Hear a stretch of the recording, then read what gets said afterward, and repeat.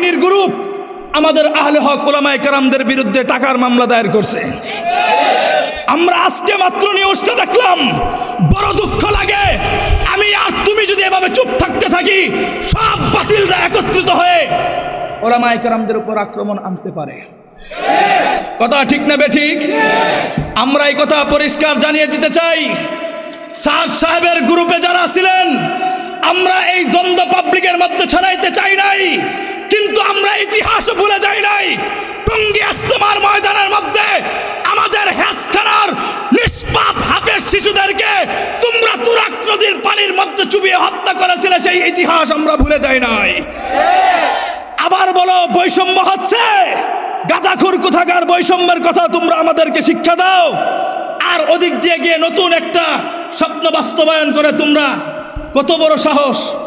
বর্তমান বাইতুল মুকাররমের খতিব আল্লামা হযরত মাওলানা আব্দুল মালিক সাহেবের বিরুদ্ধে মামলা দায়ের করেছে। তো ওনারা যে ওনার বিরুদ্ধে মামলা দায়ের করলেন, বড় দুঃখ লাগে। উনি এগুলার ডাইনে বামে আছে, তাহলে ওনার বিরুদ্ধেও মামলা দায়ের করছে, ভালো কথা। কিন্তু এটার দ্বারা পরিষ্কার হচ্ছে, জিনিসগুলা পরিষ্কার হচ্ছে, বাতিল সারা জীবন বাতিলই হয়, ওরা কোনোদিন হকের পথে আসতে পারে না।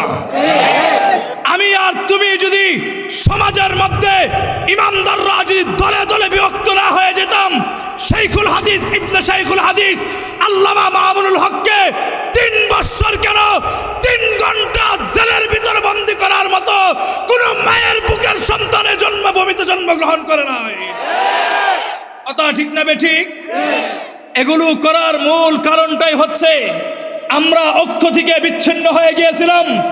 ও দুনিয়ার মুসলমান, আমি আজকেও দেখেছি আমাদের ইয়াং সোসাইটি আলেমদের মধ্যে একজন আলেম মাওলানা মুফতি রেজাউল করিম আবরার ভাই, উনি জামাতে ইসলামের এক স্টেজের মধ্যে চমৎকার কথা বলেছেন যে জামাতের সাথে আমাদের আকীদাগত মতভেদ থাকতে পারে, এগুলো সব বাদ দিতে হবে।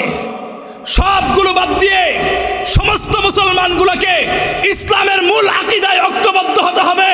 এজন্য আমরা ছোট মানুষ বড়দেরকে আবদার জানাই, শাইখুল হাদিস ইবনে শাইখুল হাদিসকে বলবো, আপনি আপনার দলকে বাম সাইডে রাখেন। পীর সাহেব চরমনাই ফয়জুল করিম সাহেব দামাত বরকাতুহুমকে বলবো, আপনি আপনার দলকে বাম সাইডে রাখেন। জামাতের আমির আমি আপনাকেও বলবো, আপনার জামাতে ইসলামকে আপনি বাম সাইডে রাখবার চেষ্টা করেন। আপনারা গুটি কয়েকজন ইসলামের নেতারা শুধুমাত্র আল্লাহর কোরআনকে ডাইন সাইডে রেখে মুসলমানদের নিরাপত্তার জন্য অন্ততপক্ষে বাংলাদেশের মধ্যে একটা প্ল্যাটফর্ম করে ওঠা। قل أرأيتم إن جعل الله عليكم الليل سرمدا إلى يوم القيامة من إله غير الله يأتيكم بضياء أفلا تسمعون।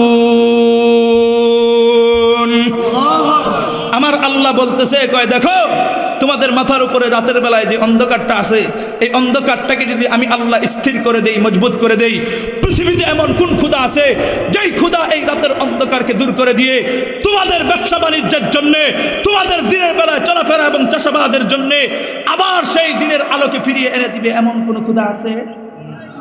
আর আসতে মহিলাদের মতো আমার আল্লাহ আবার বলতেছে, কয় দেখো তোমাদের মাথার উপরে দ্বীপহরে যে সূর্যটা উঠে, এটা ঠিক মাঝখানে আসবার পরে আমি আল্লাহ যদি স্থির করে দেই, মজবুত করে দেই, পৃথিবীতে এমন কোন খোদা আছে যেই খোদা এই দিনের আলোটাকে সরিয়ে দিয়ে তোমার আরামের ঘুম, পশু পাখিদের আরামের ঘুম, নিদ্রার ঘুম ঘুমানোর জন্যে আবার রাতের অন্ধকারকে তোমাদের মধ্যে ফিরিয়ে দিবে, এমন কোন খোদা আছে?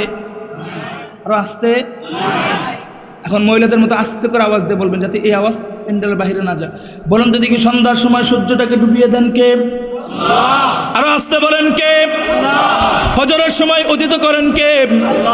ও দোস্ত, মাটির গভীর নিচ থেকে নলকূপের মাধ্যমে তোমার জন্য আমার জন্য বিশুদ্ধ পানি পান করার জন্য পানির ব্যবস্থা করে দেন কে? ও দোস্ত, শুধু তাই নয়, তোমার আমার চাষাবাদের জন্য যখন ক্ষেতের মধ্যে বৃষ্টির প্রয়োজন হয়, সুরমা নদীর এই পানিগুলো, মেঘনার ওই পানিগুলো, ব্রহ্মপুত্রের ওই পানিগুলো, যমুনার ওই পানিগুলো, কক্সবাজারের সেই পানিগুলো কুদরতি বাষ্পের মাধ্যমে আকাশের মধ্যস্থল পর্যন্ত উঠিয়ে মেঘমালায় জমাটকিত করে তোমার চাষাবাদের ক্ষেতের মধ্যে বৃষ্টি বর্ষণ করে দেয় কে? ও দোস্ত, এগুলো হচ্ছে আমার আল্লাহ তাআলার নিয়ম, এগুলো হচ্ছে আমার আল্লাহ তাআলার নীতি। এই নীতি শুধু আজকের জন্য নয়, আদিকাল থেকে চলছে, আজও চলবে, কালও চলবে। খোদার কসম খেয়ে বলি, ওয়ালান তাজিদা লিসুন্নাতিল্লাহি তাবদীলা, আমার আল্লাহর এই নিয়ম নীতির মধ্যে কিয়ামত পর্যন্ত কোনো পরিবর্তন আসবে। কথা ঠিক না বেঠিক? তো এগুলো হচ্ছে আমার আল্লাহ তাআলার নিয়ম।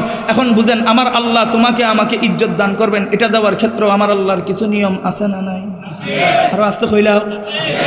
দেখেন আমার আল্লাহ কোরআনের মধ্যে বলতেছেন, কুতিলা আসহাবুল উখদুদিন নারি যাতিল ওয়াকুদ ইদহুম আলাইহা কুউদ। আরবের পার্শ্ববর্তী একটা এলাকায়, আমার নাম শুনছেন জীবনে? ইয়ামান। ইয়ামান ইয়ামান আরব তো শুনছেন, আরব শুনেন নাই? আরবের মধ্যে একটা প্রেসিডেন্ট আছে, তাও তো জানেন।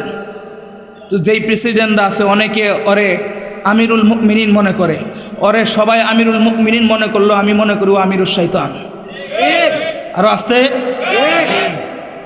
কারণ ও এবছর মক্কা এবং মদিনা এখনো নবীর রওজা অক্ষত, আমার আল্লাহর বাইতুল্লাহ অক্ষত অবস্থায় পবিত্র এই জায়গার মধ্যে এমন ন্যাংটা নর্তকী ঢুকিয়েছে, যা বিগত বৎসর কোনো জালেম বাদশা মক্কার ভিতরে ঢুকানোর সাহস পায় নাই। আমরা দোয়া করি আল্লাহ সমস্ত লানত যেন ওর উপরে পড়ে, আন্না হয়তো হেদায়েত দান করে, সকলে বলি আমিন।